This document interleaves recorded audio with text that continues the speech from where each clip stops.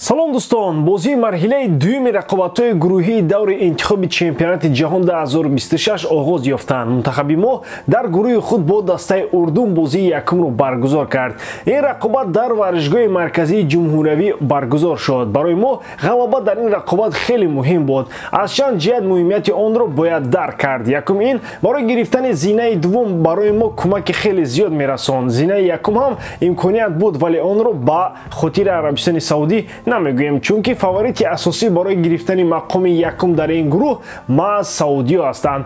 Дуввум, мо дар майдони худ бозӣ карда будем ва чунин имконият барои мо дигар дар рақобат бо Урдун пайдо намешавад. Дар он ҷо бозӣ чӣ гуна мегузарад, ин гапи дигар. Акнун каме ба ҷараёни бозӣ таваҷҷӯҳ мекунем, вале баъд аз он ки шумо лайки қиматбоҳои худро мегузоред. Дӯстон, футболи бошгоҳӣ каме ба танаффус рафт, аммо бозиҳои мунтахабҳо намемонанд ки мо зиқ шавем. Армения ки барои баромадан аз гурӯҳ мубориза мебарад, бо Уэлс во мехӯрад. Норвегия бо Холланд ба меҳмонӣ Шотландия меравад. Дар бозии ҳалшаванда барои Украина рақобат мебандад бо Италия. Чӣ гуна сюрпризҳо моро дастҳо тайёр карданд? Тамошои рақобатҳоро бо 1x бозам ҷолибтар гардонед. Дар он ҷо регистратсияи осон, пур кардани маблағ аз тамоми гӯшаву канори дунё, вале аз ҳам муҳим бонус то ҳаҷми $100 дар аввалин пардохт бо промокоди AMG 0777 ссилкаи бозӣ дар комментарияи ин видео. Дар бозӣ бо Урдун мусовӣ ҳаққи мо набуд. Мо бояд ҳамаи се холро аз ин рақобат мегирифтем. Ҳайати аввалие ки мутахассиси харватии тими миллии кишварамон барои ин бозӣ интихоб кард, солҳои камро ба миён меовард. Ягона мавқеи баҳснок ба майдон омадани Ахтам Назаров буд. Бисёриҳо Табрез Исломовро интизор буданд, аммо таври бозӣ нишон дод Ахтам дар мавқеи худ бад бозӣ накард ва ба хато роҳ намедод. Дар қисми аввал мо тӯбро бештар идора мекардем ва тавассути ҳамаи мавқеҳо ҳамла мекардем. Имкониятҳои хуб ба миён меомаданд, танҳо зарбаи дуруст задан лозим буд. Оғоз карда аз зарбаи Алишер то ба бачаҳои дигар ҳама хато рафтанд. Аз ҳисоби зарбаҳои рост дар нимаи якум дастҳо баробар буданд, 1-1, вале бозии футболбозони мо дар ҳамлаҳои позитсионӣ хуб ба назар расида буд. Дар ҳамлаи Урдун Алтамари аз дастаи Монпелеи Фаронса бозӣ мекунад, ки дар ҳамин шабу рӯз дар байни бомбардирони Лигаи 1 Фаронса нафари чорум рафта истодааст. Ӯро бозингарони хатти дифоъ хуб маҳкам карда буданд. Дар нимаи дуввум бозӣ каме оромтар ҷараён дошт. Пас аз дақиқаи 60 ҳангоме ки хастагӣ дар ҳар дуи даста эҳсос мешуд, ҳамлаҳо бештар ба чашм мерасиданд. Чанд фурсати хуби голзаниро бозингарони мо бо ба вуҷуд оварданд, вале тӯбро ворди дарвоза накарданд. Ин мушкилии ҳамешагии футболи тоҷик аст. Баъд аз тағйир додани Рустам Соиров ба Шаҳром Самиев, бозингари мазкур тӯбро ба дарвозаи холӣ равон кард. Ин натиҷаи меҳнати ҳамаи бозингарон буд. Факт аст. Дар ду бозӣ пайопай Шаҳром гол мезанад. Ин дар дақиқаи 89 буд. довар танҳо 3 дақиқаро ба вақти асосӣ зам намуд. моро танҳо лозим буд ки дар ҳамин 3 дақиқа тоқат кунем. Акнун гуфтанӣ дар кор нест ки Ваҳдат тӯбро аз даст дод, баъдан Эҳсону Табрез сари роҳи тӯбро нагирифтанд. Баъдан Ваҳдат ва Манучер ба ҳамлагари рақиб иҷозат доданд ки аз байни онҳо зарба занад. гуфтан дар кор нест, гуфтан ҳамаро гуфтем ку 30 сонияи дигар тоқат кардан дар кор буд. ҳамин як ҳамларо бартараф кардан дар кор буду халос. хулас, Урдун дар сафар як хол гирифту мо дар майдони худ 2 хол аз даст додем. Дар бозии дигари ин гурӯҳ Арабистони Саудӣ дар ҳавои боронӣ 4 гол ба дарвозаи Покистон зад. бозии навбатии мо дар сафар бар зидди Покистон рӯзи 21 аст. агар Урдунро мезадем, ҷамъи Покистонро мағлуб менамудем, 6 хол аллакай медоштем, вале сад афсӯс.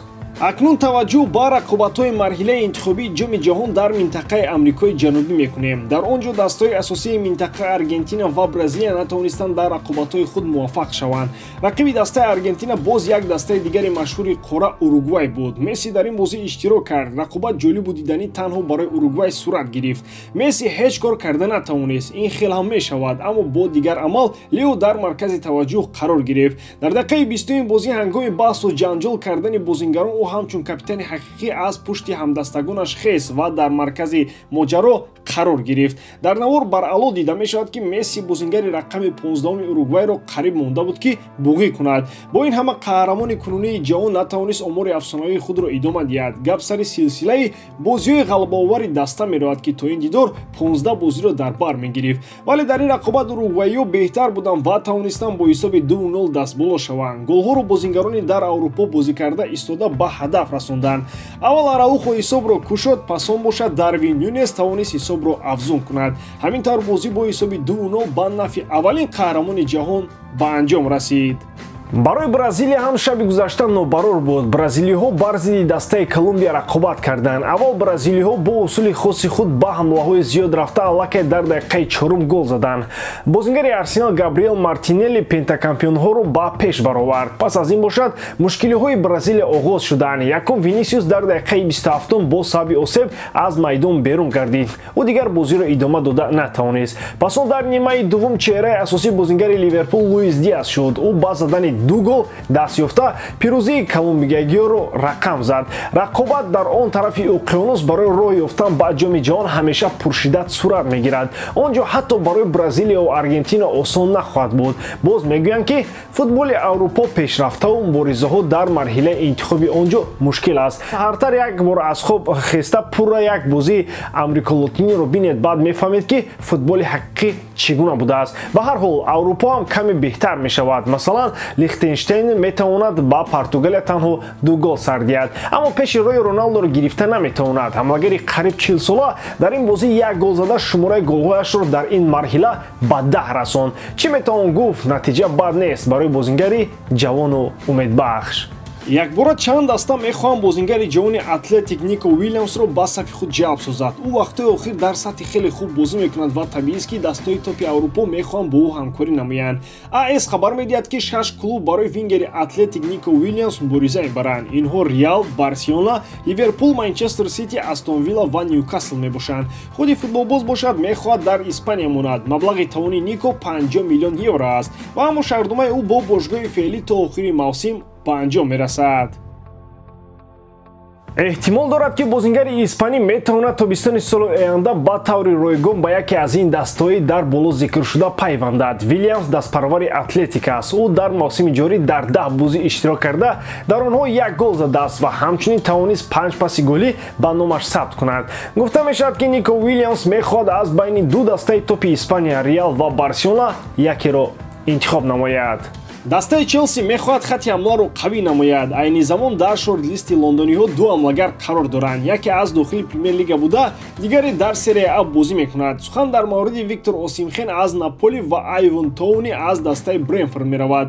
ҳарду онҳо паҳлӯҳои манфӣ ва мусбати худро доранд. Бо сабаби он ки бозингари африқоии Наполи Виктор Осимхен дар Премер-лигаи Англия ягон маротиба бозӣ накарда буд, солҳо нисбати ӯ бештар ҳастанд, чунки қабл аз он ҳам ҳамлагарони номдор ба дастаи шаҳри Лондон вале дар ин ҷо гӯё аз маҳорати голзании худ фаромӯш карда бошанд. Осимхен метавонад яке аз онҳо бошад. Айвон Тоуни бошад дар дастаи Брентфорд бозии барқарор дар хати ҳамла дорад. Брентфорд розӣ аст ки ҳамин зимистон ҳамлагари худро фурӯшад, вале Челсиро розӣ мешавад ки барои ба даст овардани ӯ бо клуби дигари Лондон Арсенал мубориза барад. Овардани Осимхен дар фасли зимистонаи трансферӣ қариб ки номумкин аст. Де Лаурентис бо эҳтимоли зиёд ин бозингарро дар байни мавсим ҷавоб нахоҳад дод. Барои ҳамин Челси метавонад диққатро бештар ба Тоуни равон намояд. ба ҳамин тамом боридан ки эҷодкории ман ба шумо писанд меояд, лайк, комментария ва дар канал обножнаро аз ёд набароред. Бо шумо мисли ҳар вақта Муҳаммад Гаиров хайбардарон дар паноҳи Аллоҳ.